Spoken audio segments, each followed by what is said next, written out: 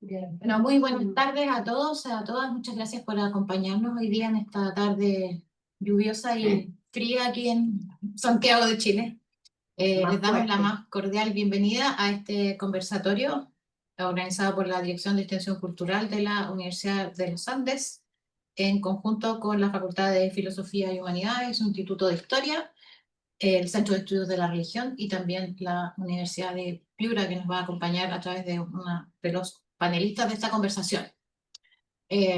Saludamos a los que están aquí en la sala y a los que nos están escuchando y participando a través de Zoom.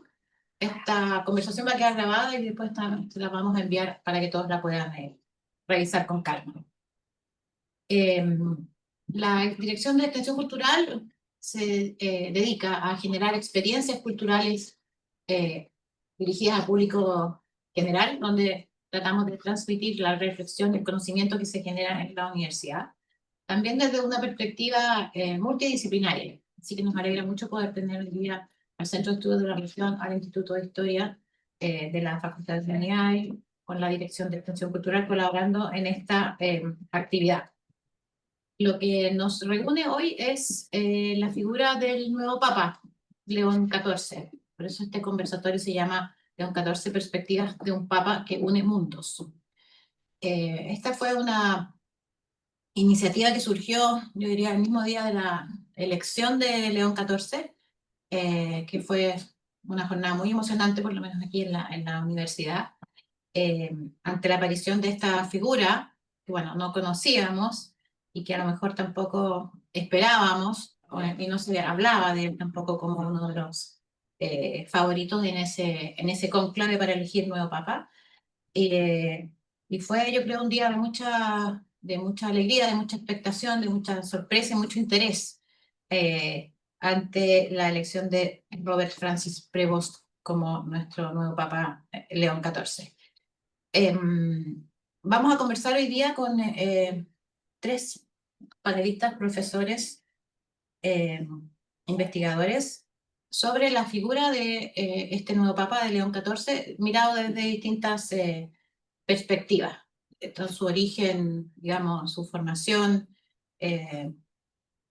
su juventud en Estados Unidos, donde él nació, y esta carrera y esta trayectoria que él ha tenido, que tiene mucho que ver con Latinoamérica, con Perú específicamente, pero que en general lo hace una persona poco, de un perfil que hoy bastante interesante y poco común, a lo mejor a lo que estábamos acostumbrados a ver en un papa. Y eso tiene muchos aspectos que queremos conversar hoy día, que le dan un interés especial. Voy a presentarles entonces hoy a los panelistas de este conversatorio. Voy a partir por acá a mi derecha, la profesora Isidora Puga, es historiadora de la Pontificia Universidad Católica de Chile, es máster en Historia y Gestión de Patrimonio Cultural de la Universidad de los Andes y también doctora en Historia por esta casa de estudio donde estamos hoy día. Actualmente se dedica a la docencia, como profesora del Instituto de Historia de la Universidad de los Andes y participa además en muchas actividades de extensión a las cuales les invitamos aquí. Gracias, Isidora. Tengo aquí a mi izquierda al profesor Ricardo Cubas Ramazzotti, licenciado en Historia de la Pontificia Universidad Católica de Perú, máster en Estudios Latinoamericanos de la Universidad de Cambridge y doctor en Historia de esa misma Casa de Estudios del Reino Unido, miembro del Instituto de Historia de la Universidad también, donde se dedica a investigación y docencia. Gracias, Ricardo, por estar aquí. Y tenemos, gracias a la colaboración de la Universidad de Piura, participando en este panel, al padre Alberto Carnique de la Barrera, que es abogado de la Universidad de Piura, doctor en Teología con especialidad en Sagrada Escritura por la Universidad de Navarra, profesor ordinario de la Facultad de Humanidades de la Universidad de Piura y director del Departamento de Teología de esa misma universidad. Padre Alberto, muchas gracias por estar aquí, por sumarse a esta conversación. Gracias a la maravilla de la Muchas tecnología. gracias.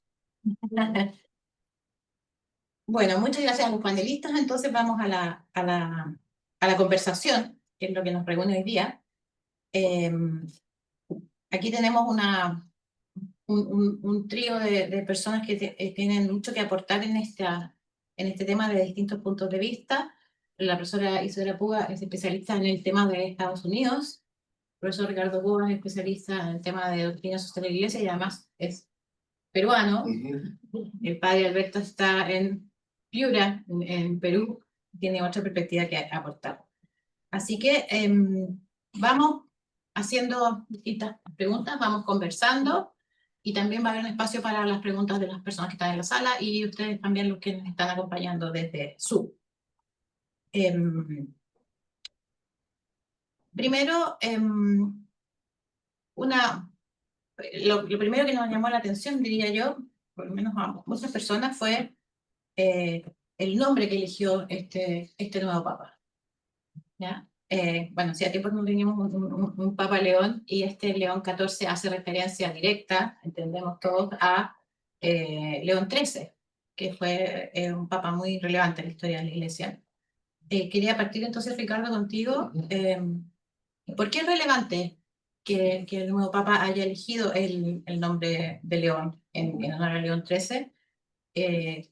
¿Y cuál es la importancia y la relevancia de León XIII como antecesor, como figura de inspiración de este papa?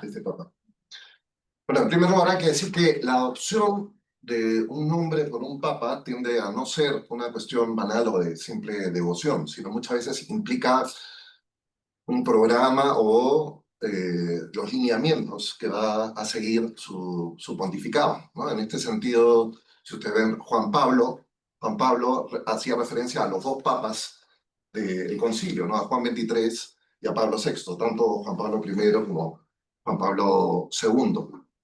En este sentido, yo creo que la adopción del nombre León es muy importante. Primero, en primer lugar, nos habla de que no pudo haber sido, por ejemplo, Francisco II, no necesariamente ahí va a haber una copia, un calco con el pontificado del Papa Francisco, bueno, más aún considerando que el Papa no es sucesor del anterior, sino es sucesor de San Pedro y vicario de Cristo en la tierra. Y el Papa León el nombre León es muy relevante. Ha habido grandes papas leones, hablando de San León Magno, ¿no? Uno de los grandes papas, doctor de la Iglesia, San León IX, un gran reformador de la Iglesia en una época de gravísima crisis. Pero este papa ha hecho referencia explícita a León XIII, que yo creo que fue un gran papa. Ojalá que este impulse su proceso de beatificación o canonización.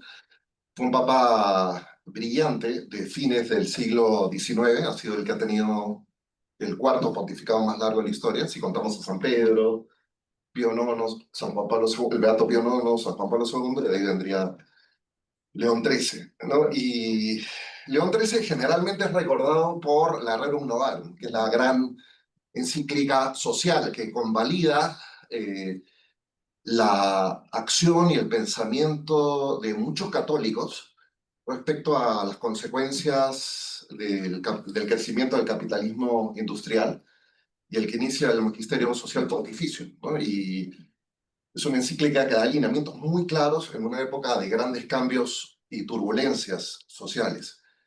Entonces, esa puede ser una pista para ver qué cosa es lo que quiere este Papa. De hecho, eh, Francisco ha muerto, yo creo que en un momento que podría ser, bueno, yo siempre me he equivocado en mis predicciones como historiador hacia el futuro, pero podríamos estar en un tiempo de cambio epocal, ¿no? Por una presidencia distinta en Estados Unidos y por la inteligencia artificial que este Papa la ha resaltado. Entonces va a haber una serie de cambios y probablemente se va a enfrentar a eso que no enfrentó Francisco.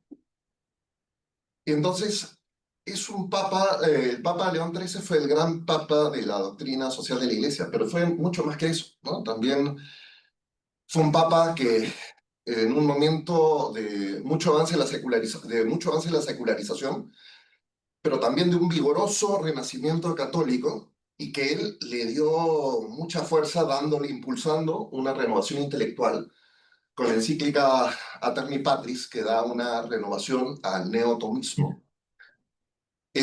También es un papa que, bueno, primero fue un gran obispo, ¿no? De Perú y un hombre muy joven, Llegó al pontificado a los 68 años y este papa llegaba a los 69 años. O sea, han llegado a una edad paralela probablemente, Dios lo quiera, va a tener un pontificado largo como León XIII. León XIII también fue un gran reformador de órdenes religiosas. Se produjo una gran reforma en los franciscanos a nivel mundial. Ayudó mucho a los agustinos, y este es un papa que, en parte también este es un papa agustino. Era también un doctor en Derecho Canónico, León XIII. Este papa es un doctor en Derecho Canónico. Y era un papa también que fue un gran diplomático, ¿no? Él había tenido una experiencia primero como nuncio en Bélgica, León XIII, y después manejó con mucho tacto situaciones tremendamente delicadas en el mundo europeo.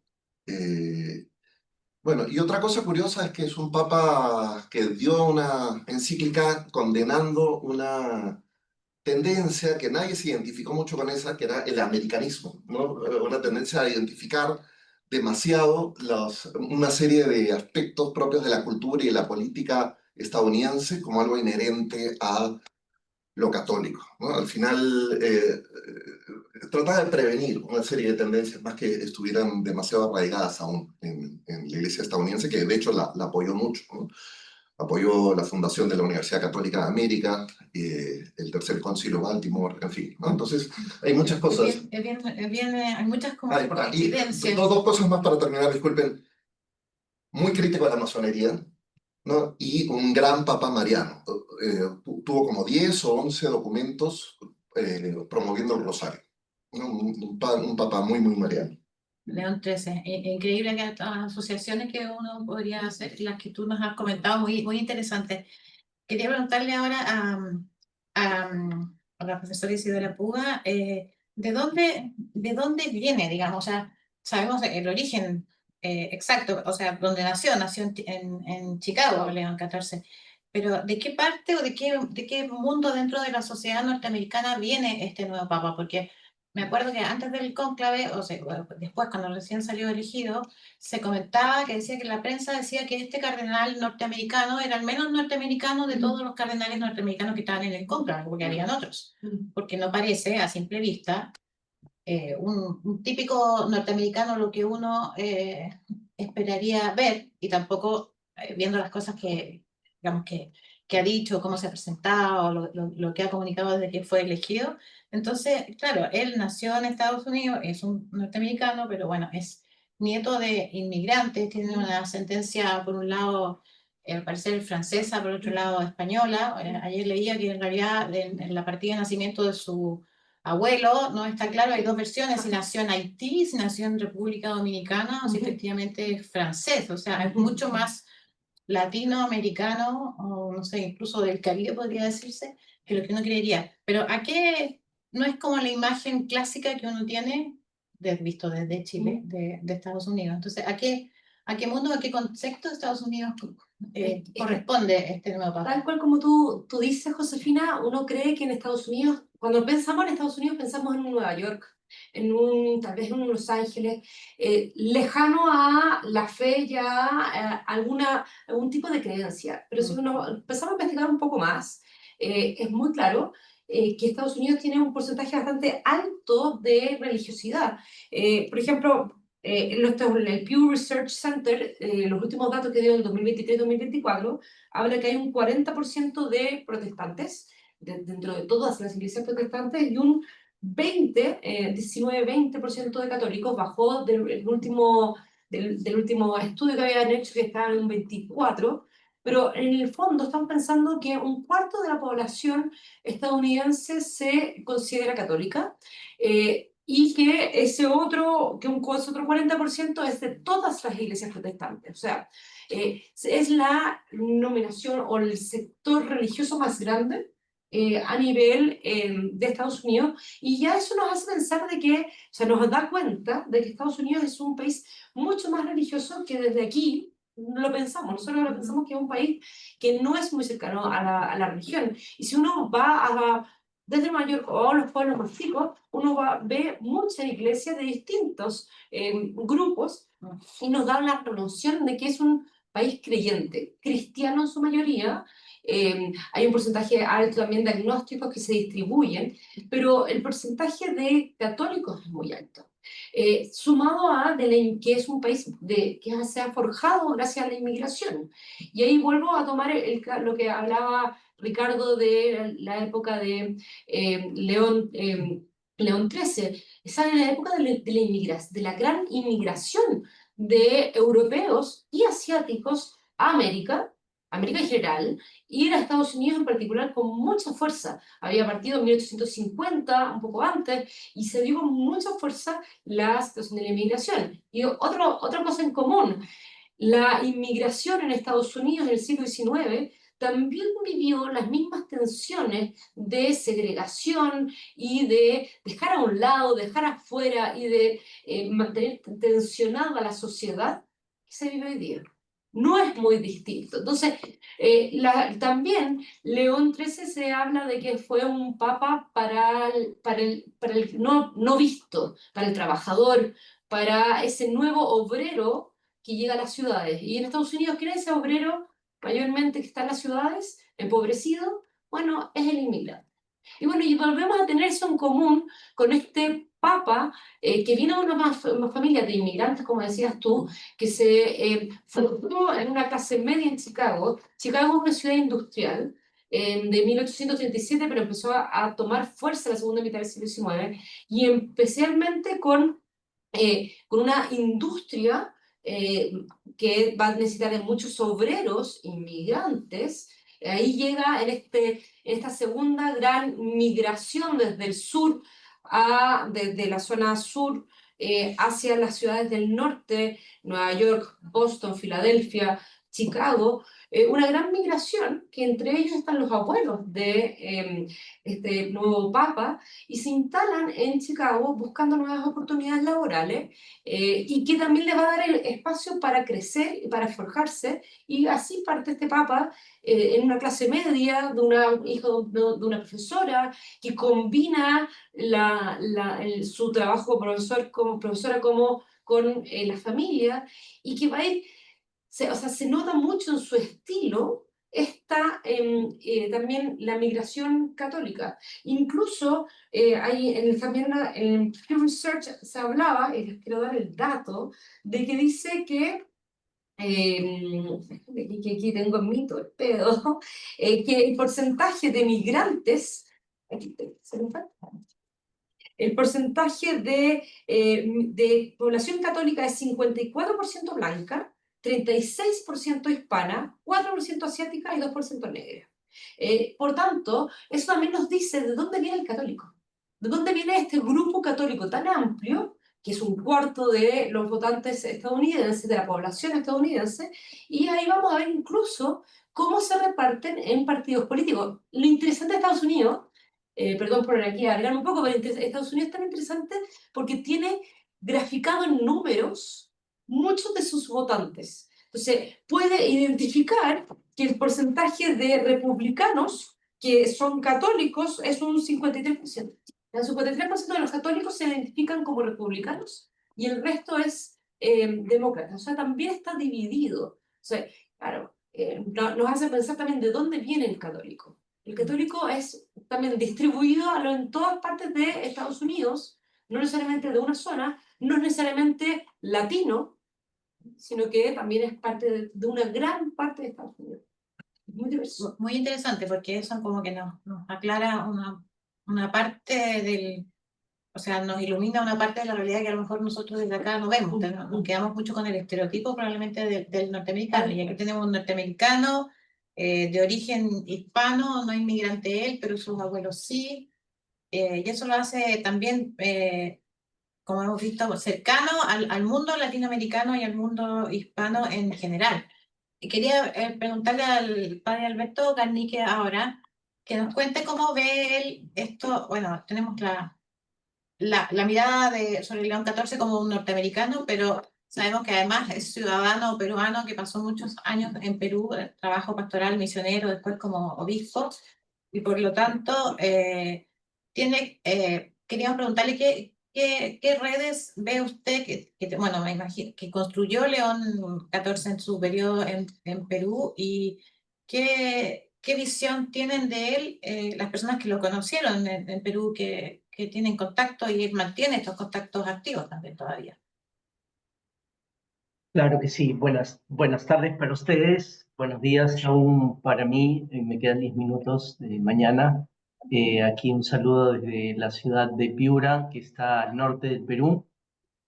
Eh, bueno, eh, digamos, momentos después de la elección de Papa León, apareció, ¿no?, una foto hecha con inteligencia artificial en el que el Papa León, ya vestido con su atuendo papal, tenía en una mano un Inca Kola y un plato de ceviche, ¿no? Comiendo, ¿no? Entonces, bueno, por un lado eso más o menos como que refleja un poco la creatividad, la rapidez del humor peruano, ¿no? Pero también, pues, digamos, cómo inmediatamente para el público peruano se identificó a Robert Prevost como alguien que había estado en el Perú, ¿no?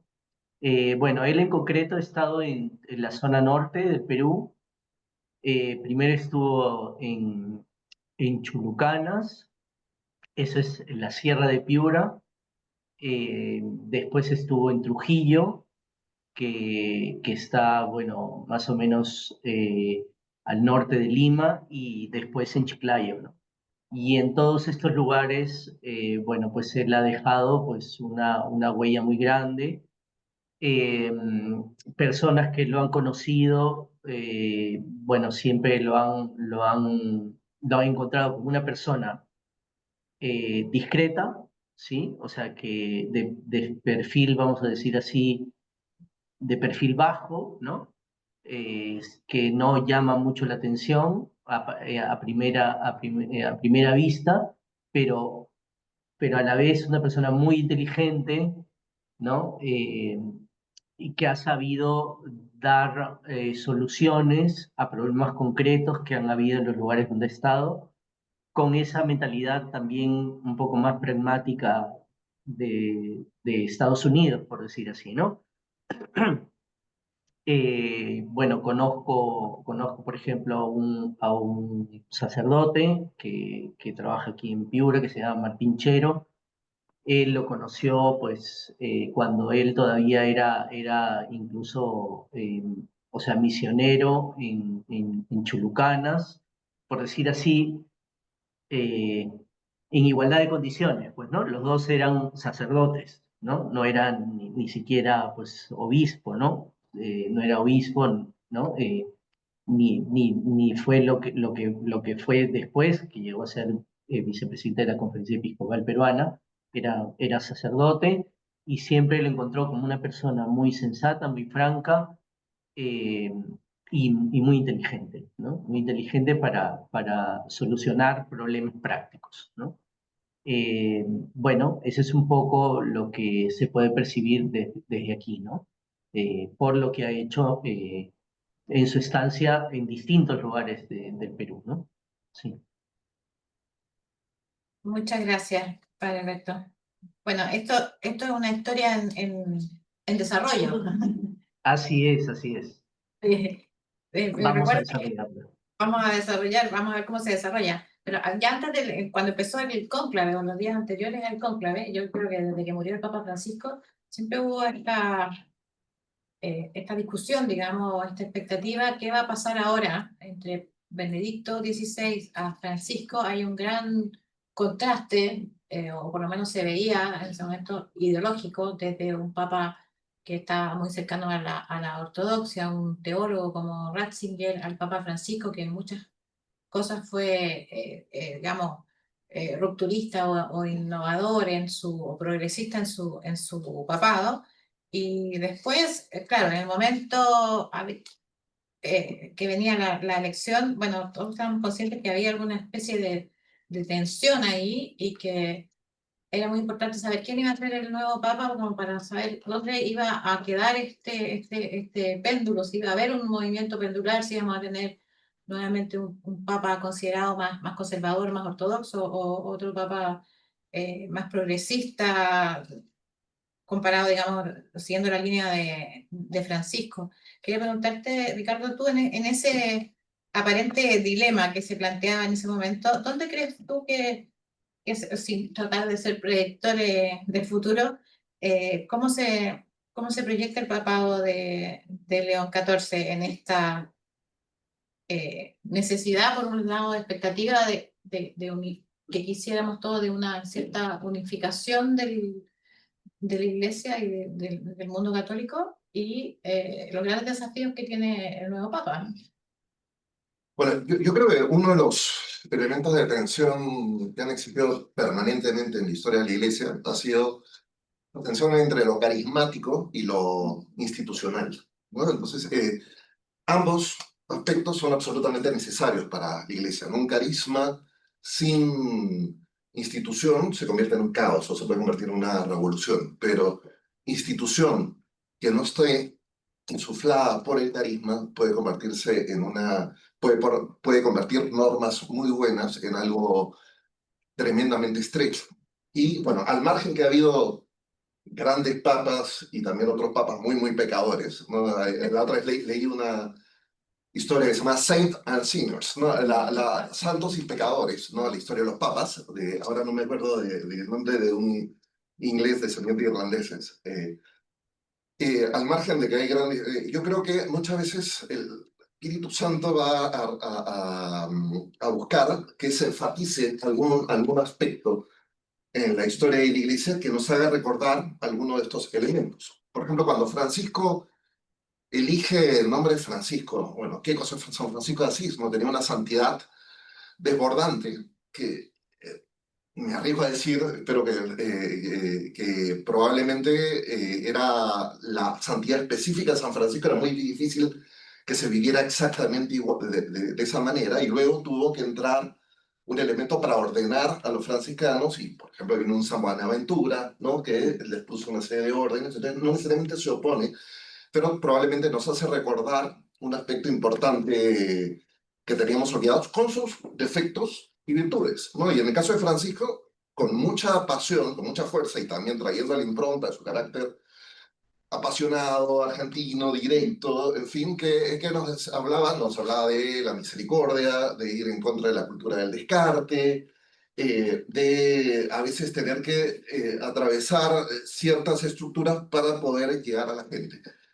Pero también se necesita la institucionalidad. Entonces, yo creo que el espíritu marca a veces, y un papa, la impronta, el carácter de un papa marca una época. Por ejemplo, recuerdo Juan Pablo II. Juan Pablo II lo consideró un papa indispensable en una época muy difícil de la historia. Y Juan Pablo II era un hombre, ¿cómo lo podríamos calificar? Como alguien muy completo humanamente, ¿no? Era un gran intelectual, un hombre mediático, un hombre con mucha fuerza, con mucha juventud, para nada tímido. Luego viene Ratzinger, más bien un hombre que lo podríamos calificar más como un profesor universitario, un hombre más bien delicado, tímido, pero capaz de tener un diálogo tú a tú con los más grandes pensadores del momento. Francisco era como una especie de párroco universal, ¿no? Una especie de párroco universal, y cada uno le da una impronta distinta. Este papa todavía es muy pronto para decirlo, pero aparentemente hay una serie de rasgos que me parecen interesantes, ¿no? Los gestos que ha hecho al recién eh, ser elegido como pontífice. Es un hombre que tiene un pregrado en matemáticas, que tiene un doctorado en Derecho Canónico, o sea que debe ser un hombre muy ordenado, ¿no? Es un hombre de espiritualidad agustina, uno de los grandes doctores de la Iglesia, pero es un hombre que también tiene experiencia en el gobierno de la Iglesia. Ha sido superior general o prior de la Orden Agustina a nivel mundial, ha sido obispo en una diócesis chica, pero Perú es un país complicado en muchas de las relaciones eclesiales. Ha dirigido el dicasterio de los obispos, que es un puesto tremendamente importante. Entonces, un hombre con experiencia de gobierno. Tiene varias cosas, este papa, importantes, ¿no? Es un hombre con experiencia de gobierno. Es un hombre ordenado. Tiene, a mi juicio, el pragmatismo de un estadounidense y el corazón de un peruano, ¿no? Es un hombre más bien que parece un hombre reservado y muy prudente. Es un hombre que está compenetrado con la espiritualidad de la que es hijo, ¿no? Con San Agustín, ¿no? Yo creo que eso puede ser una gran cosa para la iglesia. Y es un hombre también que ha tenido una experiencia misionera importante, ¿no? Ha estado en Chulucana, que es una zona bastante pobre en el departamento de Piura. Es un hombre que ha estado en Trujillo, después, bueno, su vida ha sido entregada al apostolado. Tiene claridad doctrinal, ¿no? Es un hombre muy piadoso. Entonces yo creo, y por otro lado, el lema de su escudo, desde que era obispo, hace referencia, tomando una frase de San Agustín, que a su vez se refiere a una frase del Evangelio de San Juan, hacia la unidad, ¿no? De buscar la unidad. Y es cierto que hay conflictos dentro de la iglesia, siempre los ha habido.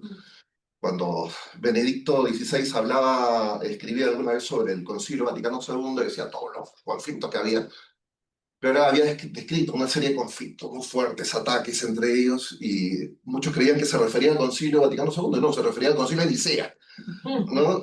O sea, el primer concilio después de Jerusalén, ¿no? Entonces, es parte de la iglesia, pero al margen de esos conflictos hay una unidad, y yo creo que este Papa tiene como uno de los retos buscarla, ¿no? Buscar la unidad en la verdad y en la caridad, ¿no?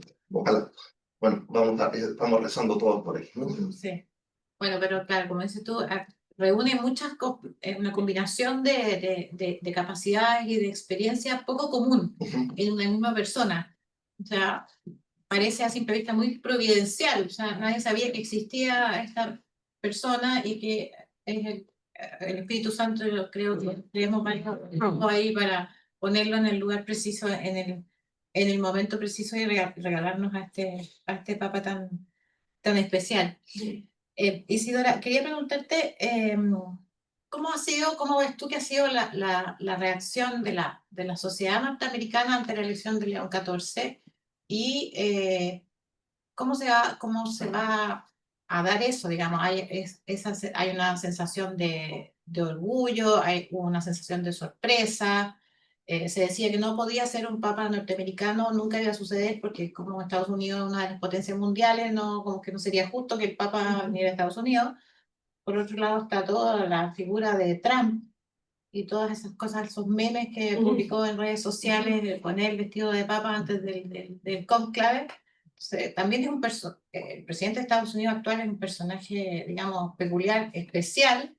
¿Cómo crees tú que se va a dar esa relación a partir de la reacción? Porque, ¿qué pensará Trump ahora, digamos, después de su chiste, entre comillas? Y ahora hay un papa norteamericano. ¿Qué va a pasar? Mira, a ver, en primer lugar, como te decía, pensando que hay un cuarto de la población estadounidense que se considera católica, el estadounidense está orgullosísimo. Vi muchos videos de seminaristas católicos norteamericanos celebrando como si hubieran ganado el mundial de la Copa final de fútbol, disfrutando realmente y orgullosísimos de tener ahora un papa estadounidense al mismo, porque siempre se había dicho que no iba a haber un papa estadounidense, al menos en los últimos 100 años se venía diciendo esto, que era inviable, pero finalmente el estadounidense también es muy orgulloso de su propio país, tiene una noción nacionalista muy fuerte. Entonces, a pesar de que tal vez el protestante no es católico, también está orgulloso de tener a un estadounidense en ese lugar de liderazgo. Y así se ha visto hasta ahora. No encontré aún ningún tipo de encuestas sobre este tipo de relación, sabiendo que a Estados Unidos les gusta mucho la encuesta. No he visto aún algo por el estilo, pero claramente están muy contentos con esto. De todas maneras, hay un grupo de católicos, tal vez muy conservador, que consideraron a este papa tal vez muy de la línea de Francisco, como un papa liberal. Hay algunos comentarios como que este es el papa woke, que no querían tener, el ala más conservadora, porque hay que también tener hay un punto, el que ha estado en la oportunidad de estar en Estados Unidos y en una misa católica, el católico estadounidense es muy católico. Es mucho más ordenado que la misa chilena. Yo esa es la sensación que he tenido cuando estaba en Estados Unidos. Es mucho más ordenado y mucho más como cercano a su fe. Y, por ejemplo, cosas que me han llamado la atención. El 1% es más... no es una cosa optativa como es aquí. Además, no quiero decir obligatoria, pero es mucho más, hay un compromiso más fuerte que el católico que tenemos acá en Latinoamérica, que es más, no sé, en Perú, pero al menos en Chile somos más laxos en ese sentido. El estadounidense, para nada. Es muy comprometido con su fe. Si estamos hablando de católico, es muy católico. También hay que alrededor de un 40% del católico va a misa todos los domingos. O sea, hay un porcentaje de que se considera católico es católico. Entonces, hay una gama también, como dentro de todo, que les gustó este papa. Yo creo que no les pareció tanto. Especialmente hay un grupo de republicanos que les pareció, claro, que les podría ser considerado como no tan cercano a la doctrina como les hubiera gustado. Y tenemos que considerar también que el vicepresidente estadounidense se convirtió al catolicismo en 2019, J.D. Vance. El 2019 es un converso católico. Y el secretario de Estado del Ministerio de Relaciones Exteriores, Marco Rubio, también es católico. Por tanto, hay una relación con el gobierno también cercana. Pero tenemos un presidente, Donald Trump, que por otro lado no es católico, pero nunca ha tenido un respeto particular por figuras de liderazgo de todo tipo, ¿ya? Figuras de liderazgo en todo aspecto. Y tampoco la tuvo por el Papa Francisco, porque durante su gobierno tampoco tuvo una relación tan cercana ni estrecha, ni con esa caricatura o con esa imagen hecha con inteligencia artificial, tampoco mostró ni mucho respeto por la figura del Papa o la figura del liderazgo, ¿no? A pesar de que sus más cercanos sí lo son. Entonces, tenemos que diferenciar qué es lo que es un Trump y su relación con el Papa y qué es lo que es un J.D. Vance o un gobierno republicano relacionado con el Papa. Porque J.D. Vance, o sea, acordémonos que fue la última visita que tuvo el Papa Francisco antes de morir, el domingo antes del lunes había estado con él. Y J.D. Vance y Marco Rubio ya lo visitaron en mayo al nuevo Papa. O sea, hay una cercanía también natural por su fe y porque Estados Unidos es un país muy católico y tenía este nuevo Papa como una oportunidad. Claro, ahora nos preguntamos, bueno, ¿va a poder hacer algo? ¿Va a poder frenar tal vez estos como impulsos que tiene Trump? De nuevo aquí yo no me doy de futuróloga, pero creo que no. Creo que nadie frena este impulso de Trump porque es su personalidad, ¿ya? Es parte de su estilo. Y sea estadounidense o no, o sea de Angola, el Papa no lo tampoco iba a tener un particular respeto como no le tiene ni particular respeto a ningún líder, es su estilo. ¿Ya? Entonces, creo que es poco lo que pueda refrenar, pero sí es una oportunidad para los otros cargos que puedan tener espacios de conversación. Y ya en esta última conversación, que fue a finales de mayo, con Marco Rubio y J.D. Vance con el Papa, y con sus esposas que estuvieron ahí, ya le mostró claramente lo que quería, el punto donde quiere ir. El punto más importante es la migración, y en el fondo la idea de que todos son hijos de Dios, todos somos hijos de Dios y por tanto tiene que tener respeto a ese ser humano, sea de donde venga. Y eso ya lo puso en la palestra, ya lo puso en el tema de conversación inmediatamente, y que esperemos que también toque un poco en la política internacional. Lo mismo con la situación en Gaza, lo mismo con la situación en Ucrania, que fue un tema de conversación en estos 40-45 minutos que estuvieron conversando en mayo. Perfecto. Bueno, ahí también se va a ir desenvolviendo Es una historia en desarrollo. Un proceso, sí, es una buena historia esa, la de Trump y León XIV. Quería preguntarle al padre Garnique ahora, ¿ustedes ¿Cómo vivieron en Perú la elección de León XIV? Porque si, bueno, había mucha alegría, por lo menos acá en Chile, pero me imagino que allá debe haber sido una verdadera revolución, porque no es solo que haya vivido en Perú, sino que mantiene vínculos muy activos con toda la gente, o con muchas personas en Perú. ¿Cómo fue eso? ¿Se nos puede compartir? Sí, bueno,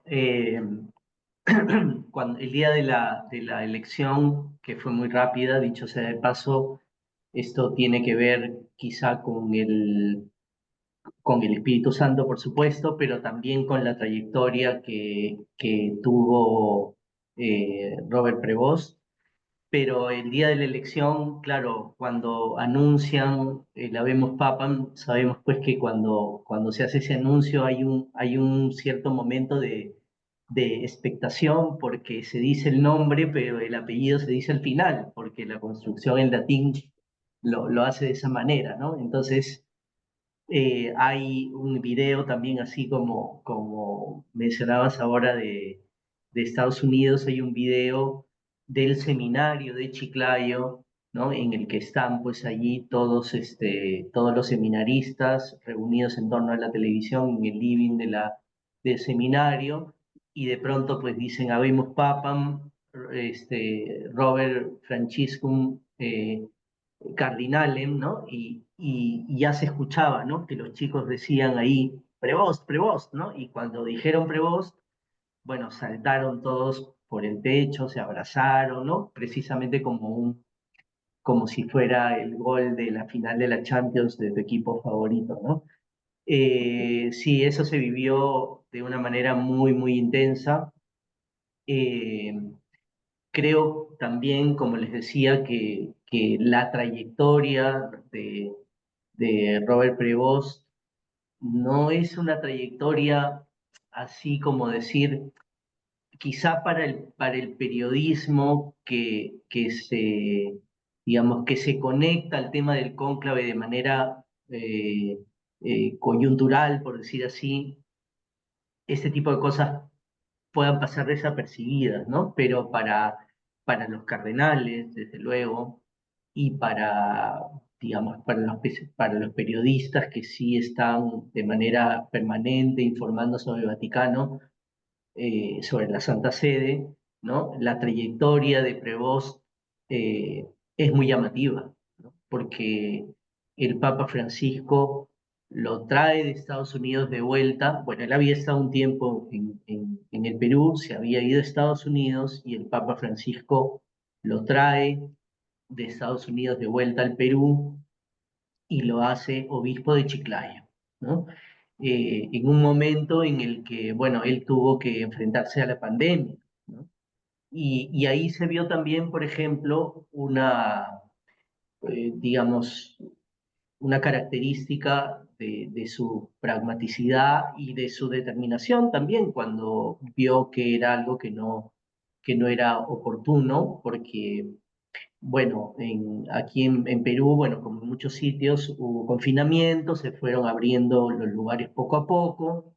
El gobierno, bueno, como hubo una declaración de emergencia nacional, bueno, pues digamos, la vivencia normal de los derechos fundamentales de las personas se fue abriendo poco a poco, y en un momento determinado, ¿no? El gobierno pues sacó un comunicado eh, autorizando que se abrieran los centros comerciales y los cines, pero no las iglesias.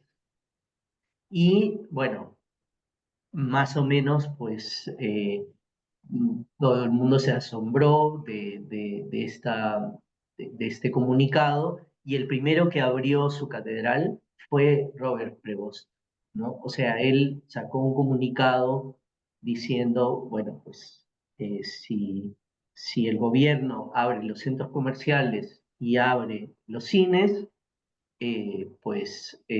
yo abro mi catedral, ¿no? Yo abro mi catedral y que la gente venga a confesarse y a escuchar misa, ¿no? Porque lleva mucho tiempo sin hacerlo. Y fue el primero que lo abrió, vamos a decir así, incluso cuando no había una aprobación expresa de que se abrieran las iglesias. ¿no? Y luego lo hizo administrador apostólico del Callao, y ahí fue un tema interesante porque siendo él obispo de Chiclayo, se le voceaba, vamos a decir así, como presidente de la Conferencia Episcopal del Perú. Y él, bueno, no públicamente, pero sí lo dijo, dijo pues que él, o sea, porque habían otros obispos que eran quizá un poco reticentes a esto, por el hecho de que era norteamericano, y él dijo que de ninguna manera iba a aceptar ser presidente de la conferencia episcopal siendo norteamericano, habiendo tantos obispos peruanos, ¿no? Pero sí llegó a ser vicepresidente. Y el Papa luego se lo llevó a Roma, estuvo un año y medio, perdón, en la curia, pero no solamente fue presidente o prefecto del dicasterio para los obispos, sino que también lo nombró como miembro consultor de 7 dicasterios más, ¿no? Entonces, claro, hizo un curso acelerado de la curia, podríamos decir, ¿no? Y eso creo que no pasó desapercibido para los cardenales, ni tampoco para, digamos, para la gente que sí estaba un poco más enterada de su trayectoria, que el Papa Francisco, por decir así, vio en él a una persona de mucha confianza, ¿no? Porque lo fue llevando de un lado a otro en poco tiempo, ¿no? Y entonces, claro, esta cercanía, ¿no? con el pueblo peruano, como digo, los seminaristas saltaron hasta el techo cuando escucharon su nombre. Se puede visualizar también, no sé si es que sería oportuno verlo ahora, pero se podría visualizar en el tráiler que está preparando precisamente la Vatican News, ¿no? sobre el Papa. No sé si es que es oportuno verlo ahora o lo dejamos para después. Tenemos entonces, sí, nos ha compartido el padre Yannick un tráiler de un documental que vamos a ver ahora. Ya tenemos papa y es peruano y es de Chiclayo.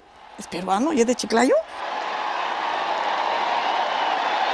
Habemus papam. Es como cuando mi equipo mete gol, una alegría.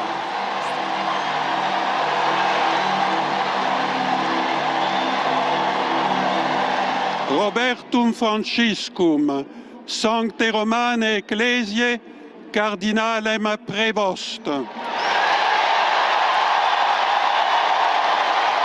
Y si me permiten también una palabra, un saludo a mi querida diócesis de Chiclayo en el Perú.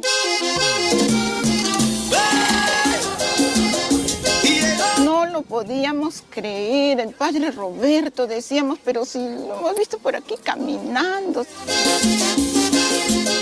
Y me dejó su cámara, que es antigüita, pesada, pero buena. La alegría llegó a Chiclayo, bendecido está mi Perú. Alegría en el Vaticano. Nuestra región fue fuertemente golpeada por la pandemia y fue allí que nuestro Papa León XIV puso de pie a la iglesia para hacer una campaña Oxígeno de la Esperanza. Qué bonito todo lo que Roberto hizo. El Papa León vino con botas, se metió por esa callecita que está ahí, estaba todo inundada, nadie podía entrar. Porque el Papa es peruano, Que donde haya guerra, Él va a poner paz. Donde haya discordia, Él va a poner amor. Tengo aquí su Santa Rita. Esta es su Santa Rita, Papa León XIV. Yo soy Robert, pero dígame Roberto, ¿no? Dígame Roberto. esto se baila ahí en Roma y en Chiclayo. Y aquí tenemos un joven, Robert Prevost, caminando por las calles de Trujillo.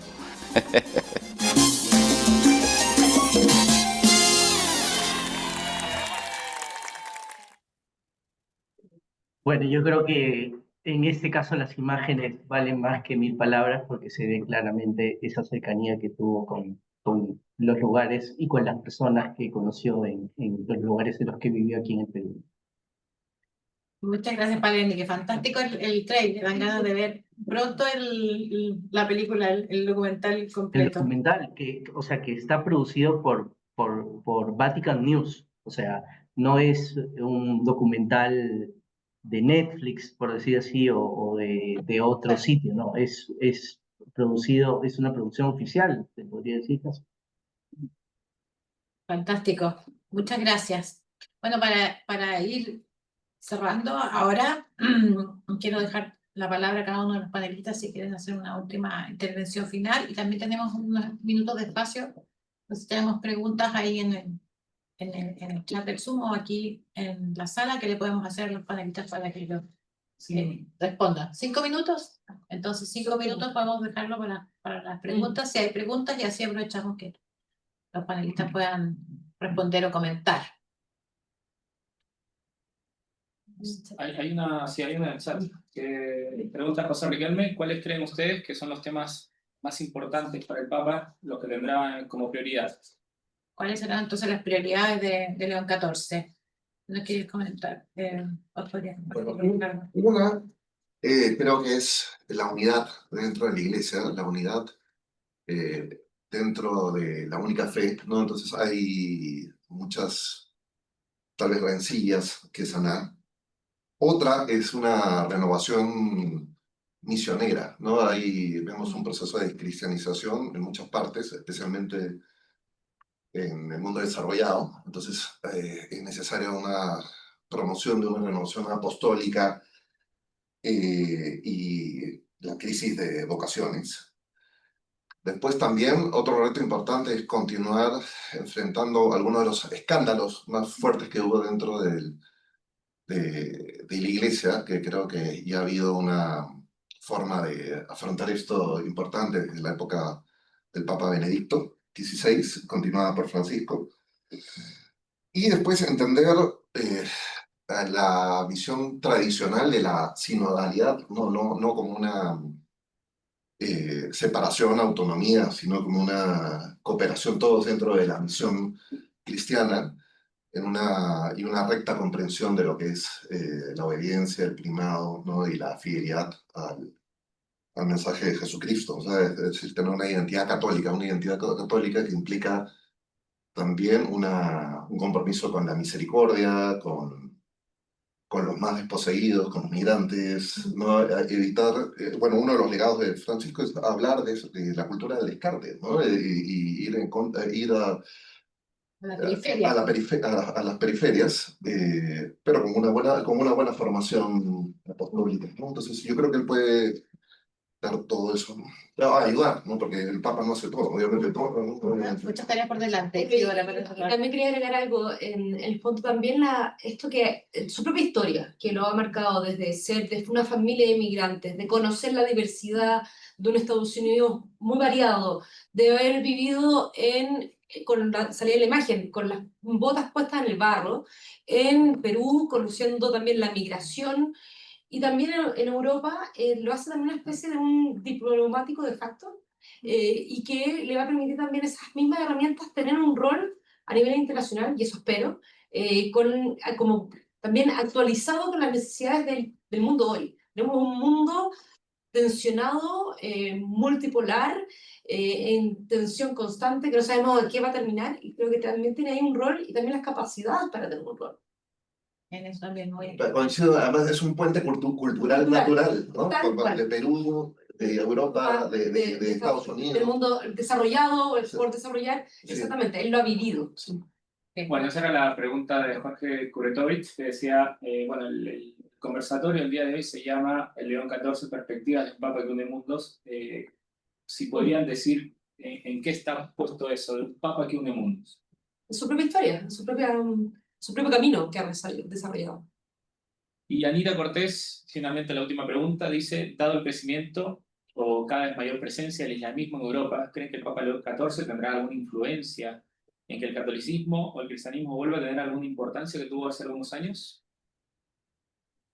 Ricardo, bueno, no lo sé, como he dicho, siempre que he hecho algunas predicciones he fallado casi matemáticamente, pero claro, es un problema bastante grande y creo que va a seguir dándose si es que no hay una renovación cristiana, ¿no? La forma de contrarrestar eso es recuperando las raíces cristianas de Europa, cuyo énfasis, el Papa Benedicto XVI hizo muchísimo énfasis sobre eso, ¿no? Entonces, no es tarea solo de un Papa, no es tarea de todos los cristianos europeos. Tal vez la renovación venga de otros lugares, ¿no? Por ejemplo, de África, donde la iglesia está creciendo de manera muy fuerte, o de América Latina, o no sé, tal vez de Asia. Ahora, el problema, una de las cosas que me había olvidado de señalar, el problema chino, eso creo que es fundamental dentro de la iglesia, ¿no? Y vamos a ver cómo se negocian todos estos problemas de la iglesia, porque por la relevancia además que va a tener China, parece que ella está teniendo y probablemente va a seguir teniendo en aumento a lo largo de este siglo. Bueno, con eso, muchas gracias. Queremos agradecer a los panelistas del día, Ricardo Cubas, Isidora Puga, Alberto Arnique. Estaba muy interesante la conversación. Como decíamos, aquí hay muchos desafíos por delante, hay muchas incógnitas, pero también creo que tenemos muchas esperanzas en este Papa, que es el primero en muchos casos, distinto de otras formas. El primero de América del Norte, está leyendo, el segundo Papa proveniente de América después de Francisco, el primer Papa angloparlante desde Adriano IV, que no sé qué siglo será, pero hace mucho tiempo, con una conexión directa con Latinoamérica. Hay muchas oportunidades, podríamos decir, muchas maravillas que ya han sucedido y esperamos que sigan sucediendo. Les damos muchas gracias, Padre Alberto, también a la Universidad de Piura por participar desde Perú directamente, Ricardo, Isidora, y a todos los que se han conectado y participado hoy día. Los invitamos a seguir pendientes de las actividades de la Dirección de Extensión Cultural de la Universidad de los Andes y les compartiremos la grabación de esta conversación. Muchas gracias y buenas tardes. Gracias.